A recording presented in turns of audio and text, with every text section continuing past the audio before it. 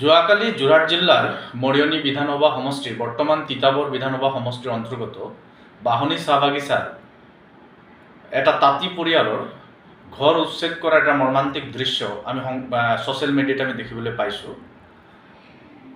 BJP নেতৃত্বাধীন চৰকাৰখন যেতিয়াই অসমত শাসনৰ গাদীত আহিছে তেতিয়াই অসমৰ বিভিন্ন প্ৰান্তত নিৰীহ খিলঞ্জীয়া লোকসকলৰ ভূমি লুণ্ঠন কৰাৰ চক্ৰান্ত বিভিন্ন পৰ্যায়ত বিভিন্ন ব্যক্তিৰ জড়িত সংঘটিত হৈছে।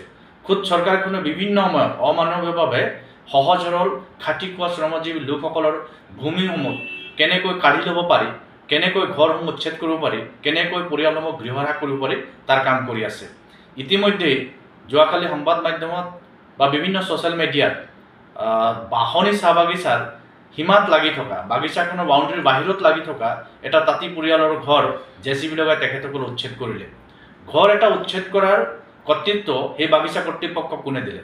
বাহনী চাহ বাগিচাৰ কৰ্তৃপক্ষই ক'ত অধিকাৰ পালে যে তেওঁলোকৰ বাগিচাৰ বাউণ্ডেৰীৰ বাহিৰত থকা শ বছৰ ধৰি বসবাস কৰি থকা পৰিয়ালটোৰ ঘৰ উচ্ছেদ কৰি সেই পৰিয়ালটোক গৃহহৰা কৰাৰ কৰ্তৃত্ব তেওঁলোকক কোনে দিলে?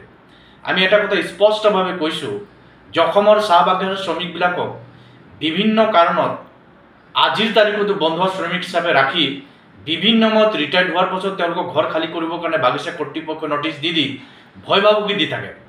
এটা কথা ক্লিয়াৰ কৰি কৈ দিছোঁ, প্ৰতিখন চাহ বাগিচাৰ মালিক কৰ্তৃপক্ষ আৰু মেনেজাৰসকলক ক্লিয়াৰ কৰি কৈ দিছোঁ, অসমৰ চাহ বাগিচাৰ প্ৰস্তুত কৰা প্ৰতিষ্ঠা কৰা মানুহবিলাক অসমৰ চাহ শ্ৰমিকসকল, আদিবাসী লোকসকল আৰু বিভিন্ন চাহ বাগিচা প্ৰতিষ্ঠা হোৱাৰ পূৰ্বে সেই বাগিচাৰ মাটিসমূহ জংঘল কাটি চাফা কৰা মানুহবিলাক আদিবাসী চাহ শ্ৰমিক লোকসকল হয়। আপোনালোকে যদি এই ধৰণে চাহ শ্ৰমিকৰ ওপৰত অত্যাচাৰ কৰিব, চাহ শ্ৰমিকৰ মাটি লুণ্ঠন চলাবৰ কাৰণে উচ্ছেদ চলাব, চাহ শ্ৰমিক লোকসকলক গৃহহৰা কৰিব, আপোনালোকৰ বাগিচাবিলাককো আপোনালোকক পৰিচালিত কৰি থাকিবলৈ দিয়া নহ'ব। কিন্তু আপোনালোকৰ বাগিচাবিলাক কিন্তু আমি কাঢ়ি ল'ম। খোলা খুলি কৈছোঁ, স্বাধীন দেশত প্ৰতিগৰাকী ভাৰতীয় লোকৰ স্বাধীনচিতীয়াভাৱে জীয়াই থকাৰ, ভাৰতৰ ভৌগোলিক চাৰিসীমাৰ ভিতৰত শান্তিপূৰ্ণভাৱে বসবাস কৰি থকাৰ অধিকাৰ আছে। এই মানুহখিনিৰ ফাণ্ডামেণ্টেল ৰাইটছৰ ওপৰত আপোনালোকৰ হস্তক্ষেপ আমি কোনো কাৰণত সহ্য নকৰোঁ। যোৰহাটৰ তিতাবৰ বিধানসভা সমষ্টিৰ বাহনী চাহ বাগিচাৰ মালিক কৰ্তৃপক্ষই যিধৰণৰ অমানৱীয় কৰ্মকাণ্ড যোৱাকালি সংঘটিত কৰিছে, যেনেধৰণে ঘৰ আৰু পৰিয়ালটোক তাৰ পৰা উচ্ছেদ কৰিছে, সেই ঘৰ আৰু পৰিয়ালক পৰ্যাপ্ত আৰু উপযুক্ত ক্ষতিপূৰণ দি সেই ঠাইতে পুনৰ ঘৰ নিৰ্মাণৰ ব্যৱস্থা কৰি দিব লাগিব। অন্য ঠাইত বাহনী চাহ বাগিচাৰ মালিক কৰ্তৃপক্ষ তাৰ মেনেজাৰক আমি সোধাই নেৰোঁ। আমি প্ৰয়োজনত তেওঁলোকৰ বাগিচা কাঢ়ি ল'ম। কিন্তু খোলা খুলি কৈছোঁ, আপোনালোকে বাগিচাৰ মানুহখিনিক আজিৰ তাৰিখতো কুকুৰ মেকুৰীৰ দৰে ব্যৱহাৰ কৰাৰ যিটো মানসিকতা ৰাখিছে, এই ব্ৰিটিছৰ সেই ধৰণে ব্ৰিটিছে যেনেকৈ গোলামদ্ৰিক ব্যৱহাৰ কৰাৰ মানসিকতা ৰাখিছিলে, আপোনালোকো আজিৰ তাৰিখত ব্ৰিটিছ হ'ব বিচাৰিছে। চাব কিন্তু বৰলৰ বাঁহত, কন্দুৰ বাঁহত হাত দি কিন্তু জোকাই নল'ব। যিদিনাখনে জাতিটো জাগি যাব নহয়, যিদিনাখনে জাতিটো জোকাই যাব নহয়, সেইদিনাখন আপোনালোকে ক'তো থাকিবলৈ কিন্তু জেগা নাপাব।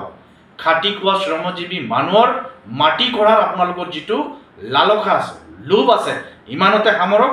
বাহনী চাহ বাগিচাৰ সেই তাঁতী পৰিয়ালটোক পুনৰ সংস্থাপন কৰি সেই জেগাটোতে ঘৰ নিৰ্মাণৰ পৰ্যাপ্ত ব্যৱস্থা গ্ৰহণ কৰক। যিমানখিনি তেওঁলোকৰ সম্পদ নষ্ট কৰিছে তাৰ দুগুণ আপোনালোকে সম্পদ ঘূৰাই দিয়ক।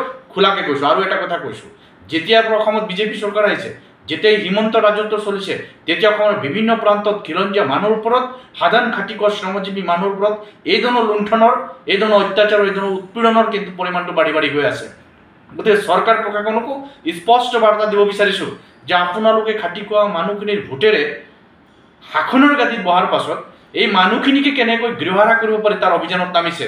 সেইদিনাখন বিজেপি চাহ মৰ্চাৰ ৰাজ্যিক সভাপতিগৰাকীয়ে কৈছিল যে অসমৰ চাহ বাগিচাৰ শ্ৰমিকসকলক হিমন্ত মোদীয়ে বুলি হৃদয়ত ৰাখিছে।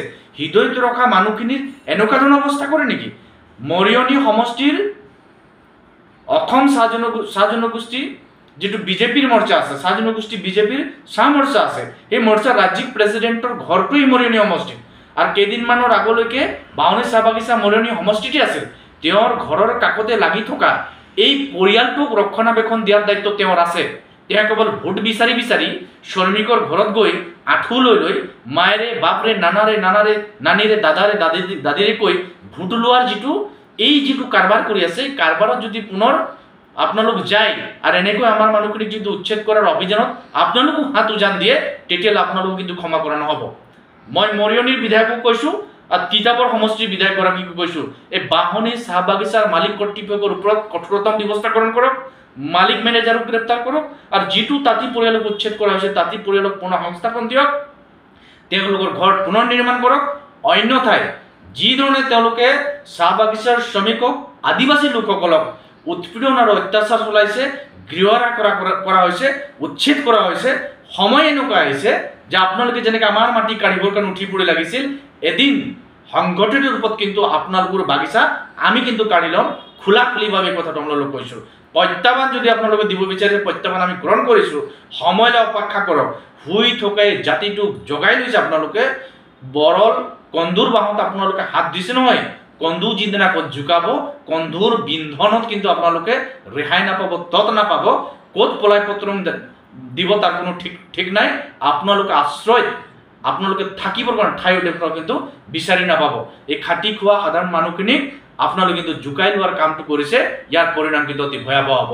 পুনৰবাৰ কৈছোঁ, তাঁতী পৰিয়ালটোক বাহনী চাহ বাগিচাৰ মালিক কৰ্তৃপক্ষই মেনেজাৰে যেনেধৰণৰ উচ্ছেদ কৰিছে, পুনৰ সেই জেগাতে সেই মাটিতে তেওঁলোকক মানে পুনৰ ঘৰ নিৰ্মাণৰ ব্যৱস্থা কৰক আৰু যিখিনি ক্ষতি কৰিছে তাৰ দুগুণ ক্ষতিপূৰণ দিবৰ কাৰণে তেওঁলোকে ব্যৱস্থা কৰক। অন্যথাই সেই মালিক আৰু মেনেজাৰৰ বিপৰীতে কঠোৰতম কাৰ্য ব্যৱস্থা গ্ৰহণ কৰিবৰ কাৰণে কিন্তু আমিও বাধ্য হৈ যাম। আৰু সমগ্ৰ অসমৰ আদিবাসী চাহ শ্ৰমিক প্ৰতিনিধিত্ব কৰা, সঁচা অৰ্থত প্ৰতিনিধিত্ব কৰা, জাতিটোৰ প্ৰতি দৰদ থকা, জাতিটোৰ প্ৰতি দায়বদ্ধতা থকা দল সংগঠনক মই আহ্বান জনাব বিচাৰিছোঁ, এই ধৰণৰ উচ্ছেদ, এই ধৰণৰ অমানৱীয় কাণ্ড কাৰখানাৰ বিপৰীতে আমি সকলোৱে একেলগে সমস্বৰে কিন্তু প্ৰতিবাদ